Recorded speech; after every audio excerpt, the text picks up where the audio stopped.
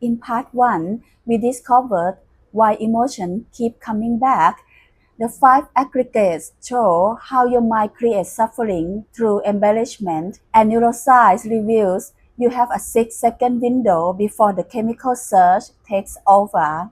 But knowing why isn't enough. You need to know what to do. That's what we are covering right now, the practice that breaks the cycle. If you haven't watched part 1, I highly recommend starting there, link in the description box. And if you are jumping in here, don't worry, I guide you through. I'm Annie and this is the Light Group Speaks. Let's dive into the practice. The practice that makes all of this work is called Upekkhā, in Pali, equanimity. Equanimity is one of the 4 divine states in Buddhism, alongside loving kindness, compassion, and empathetic joy. But it's often misunderstood, so let me be very clear. Equanimity is not suppressing your emotions, pretending you don't care, becoming cold or indifferent, numbing out. Those are all forms of the disconnected wolf, one face of the dark wolf. True equanimity is different. It means observing the emotion without being swept away by it, feeling the sensation without immediately reacting, staying present with discomfort without needing to fix, fight, or flee from it. The Buddha taught that when an unpleasant feeling arises, remember Vedana from part 1. An untrained mind immediately moves into craving or aversion. We want the unpleasant feeling to go away. We resist it. We fight it.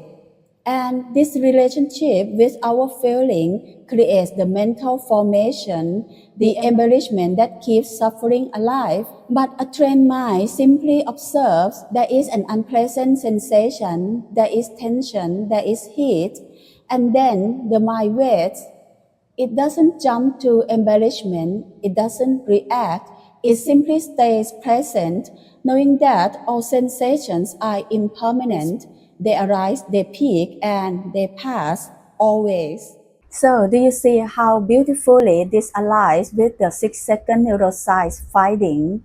The Buddha, over 2,500 years ago, taught, stay equanimous, don't feed it, simply observe. This is the power of not feeding your dark wolf in that critical window. Now let's add the final lens, humanistic psychology. Humanistic psychology, founded by Carl Rogers and Abraham Maslow, is based on a radical premise.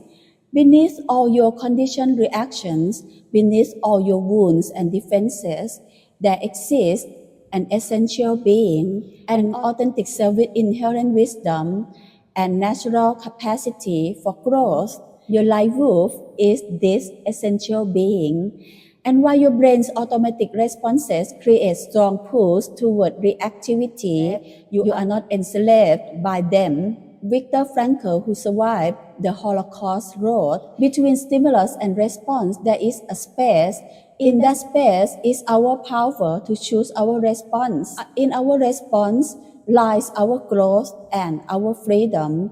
Between the trigger and your reaction, there is a space. The Buddhist terms between feeling tone and embellishment, there is a space. In neuroscience term, between the amygdala's alarm and your prefrontal cortex decision, there is a space. That 6-second window, and in that space lies your freedom. This is the noble path, the path of your light wolf. The noble path doesn't mean you won't feel anger, fear, or hurt. The feeling will still arise, the amygdala will still sound its alarm, the chemicals will still surge, but what makes the path noble is this: you pause before embellishment takes over. You stay equanimous through those 6 seconds. You let the wave crest and begin to fall. And then you choose your response based on your authentic values, your life wolf. not your wounds, your dark wolf. This is congruence, the alignment between your inner truth and your outer expression. This is authentic living. When that familiar trigger hits, the noble path asks you one simple question: who do I want to be in this moment?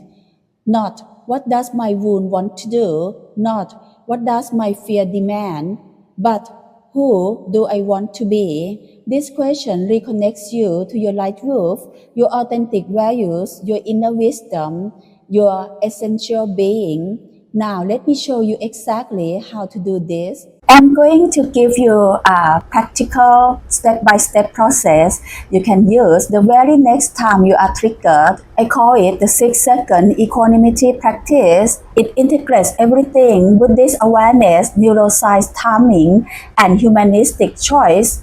Here's how it works. Step 1. Feel the sensation. The moment you feel triggered, the instant you notice heat, tension, the impulse to react immediately drop into body awareness. Don't try to think your way through it. Drop into sensation. Notice there is heat in my chest. My jaw is clenched.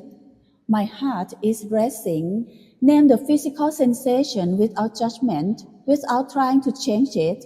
Just there is tension. This is mindfulness of body, the first foundation of Buddhist awareness.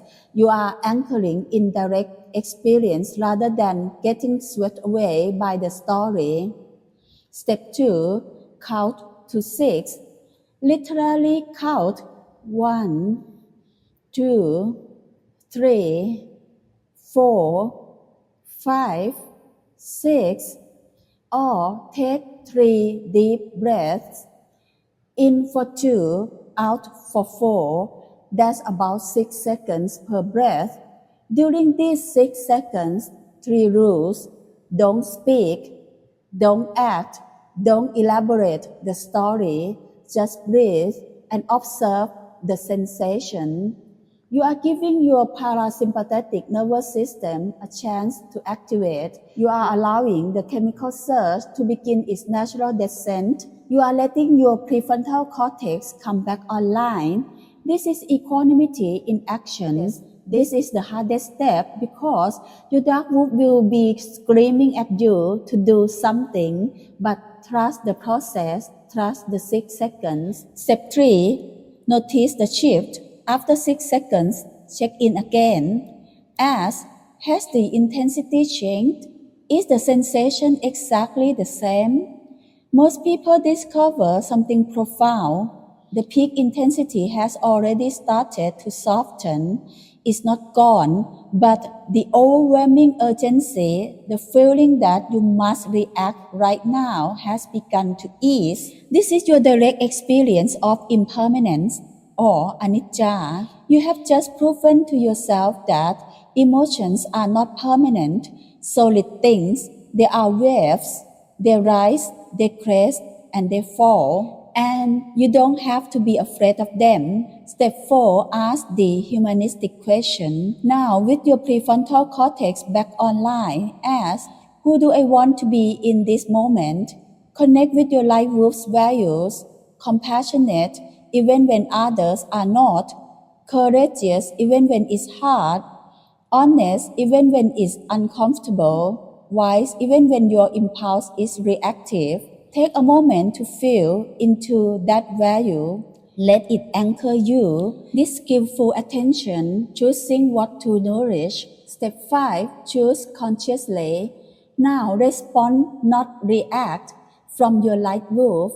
This might mean setting a boundary with kindness. I need you to stop interrupting me. I want to hear you, but I also need to be heard. Expressing your hurt without attacking. When you said that, I felt dismissed. Help me understand what you meant. Walking away with dignity. I need a moment to process this. Let's continue in 10 minutes. Asking for what you need. I'm feeling overwhelmed. Can we talk about this tomorrow? Or sometimes choosing silence, not suppression, but the silence of wisdom, knowing Not every provocation requires a response. This is congruent living. This is authenticity. You are honoring your inner truth while expressing yourself in alignment with your values. This is your life wolf leading. Now, I want to be clear.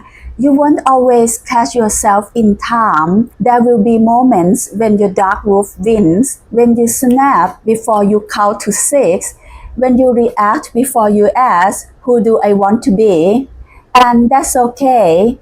The dark wolf isn't your enemy. It's trying to protect you based on the old information. The goal isn't to eliminate your dark wolf.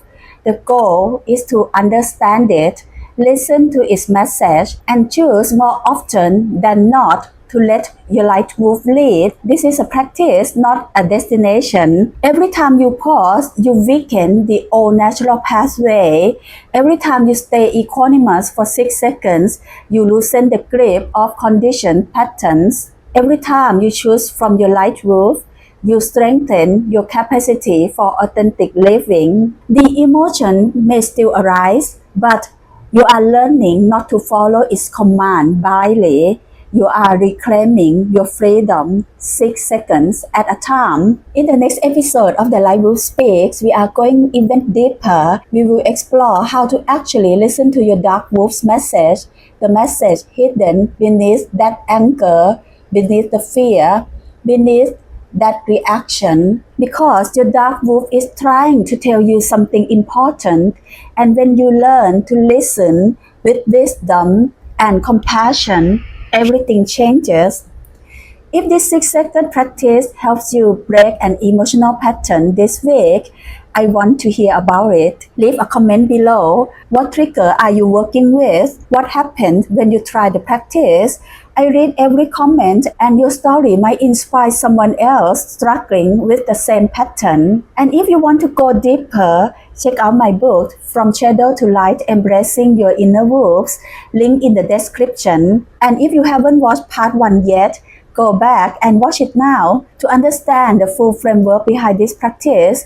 Subscribe for weekly episodes on emotional mastery, Buddhist psychology, and authentic living. Until next time, remember, the dark wolf's persistence isn't a sign of failure. It's a sign that there's still a wound asking for your attention, a message waiting to be heard. May your light wolf guide you, and may your dark wolf find the healing it seeks.